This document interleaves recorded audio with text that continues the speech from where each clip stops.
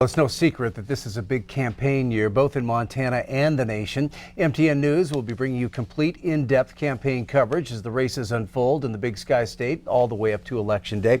Today, we kick off our coverage with an overview of perhaps the most watched race in the state right now, the three-man Republican primary for governor. Here's MTN Chief Political Reporter Mike Dennison. Republicans have made significant gains in Montana the past decade, but when it comes to the governor's chair, they've been on the outside looking in for almost 16 years. Now, three men each say they're the person to end that dry spell. Congressman Greg Gianforte, Attorney General Tim Fox, and State Senator Al Olszewski.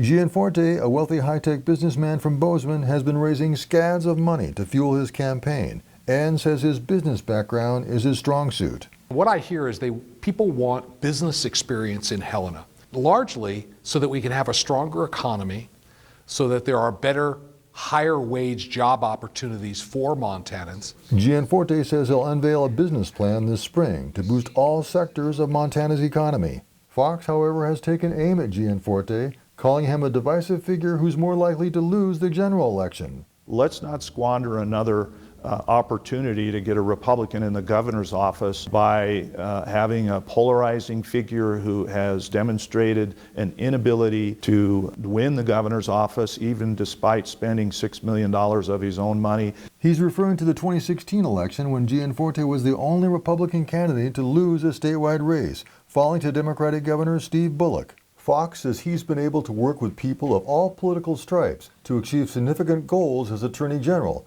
such as strengthening DUI laws or increasing funding for drug treatment courts. Fox and his supporters also allege Gianforte is pushing unrealistic and harmful cuts to state funding for education and other vital programs. There is fat in government, that's for sure, but across the board, 30% slashing of the state budget, I think Montanans know that that's unreasonable and would be detrimental to this state. Gianforte says Fox's claim is false, although Gianforte is proposing to freeze state funding and use any surplus to cut property and income taxes. We need to hold the line on the massive growth we've seen over the last decade and use the surplus to let Montanans keep more of their hard-earned money. Olszewski is supported by many conservative state legislators, but has struggled to raise money, in part, he says, because Gianforte's camp suggested he might drop out. Olszewski dispelled that talk by officially filing 10 days ago and says he's more than a spoiler in the three-way race. I was in this race before Congressman Gianforte jumped into it. I would say we should flip that around, that he is the spoiler and he's rightfully taking away my chance to win this primary.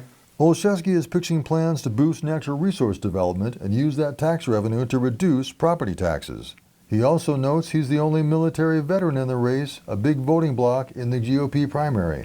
It comes down to votes to win this race.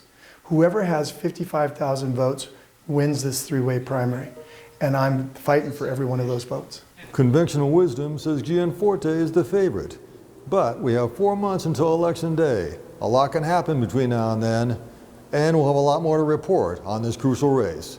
At the Capitol, Mike Dennison, MTN News. And the three Democratic candidates running for governor will be here on stage in Billings for their first debate. Lieutenant Governor Mike Cooney, Whitney Williams, and House Minority Leader Casey Schreiner will take part in a forum sponsored by the MSUB Democrats and the Yellowstone Democratic Central Committee. It takes place Wednesday, February 12th, beginning at 6 p.m. at MSUB's Petro Theater. And I'm looking forward to being one of the panelists for that. That debate will be open to the public.